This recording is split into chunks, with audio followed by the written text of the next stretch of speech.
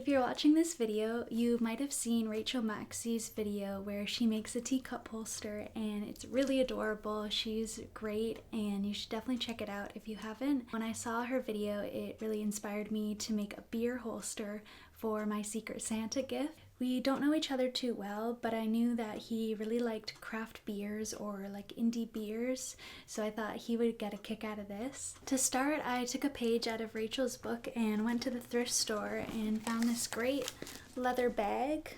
I thought the black would look nice for him because he's more like, I guess, city, like modern style, wears a lot of black, red, and white.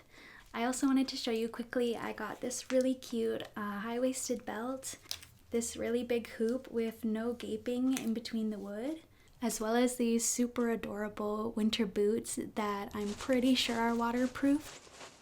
And I also got this really cute glass bell.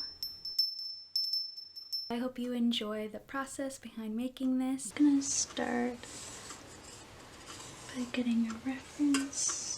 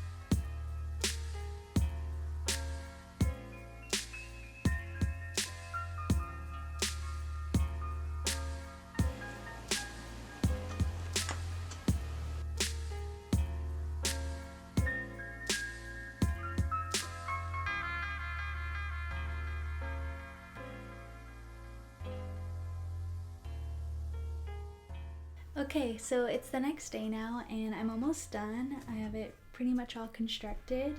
I just want to add a little rivet here with a hole in it so I can attach a bottle opener like a keychain.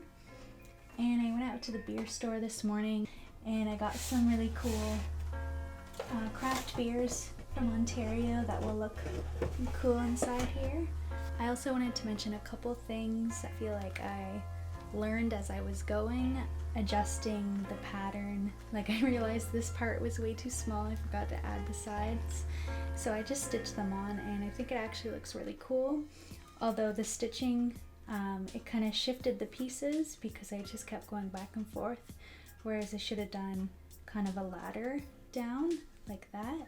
Because I was adjusting the pattern as I was going, I did redraw it out to make sure I have it right for next time, and I might upload a PDF pattern that you can download with instructions if you want to make your own. The link will be in my description. I'm really happy with how it turned out, and let's finish putting it together.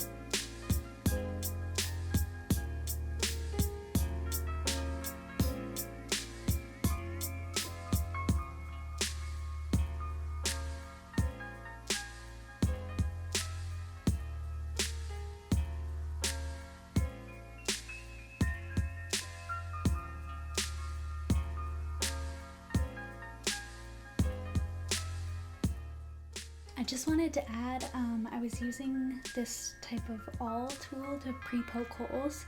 I actually didn't need to, and it's kind of dangerous, so just be careful. I think it's more for real leather. I also wanted to show you that I added like a mat board onto the back just to give it more structure. When I tried it on before, it was kind of drooping and pulling away, but now it sits really well.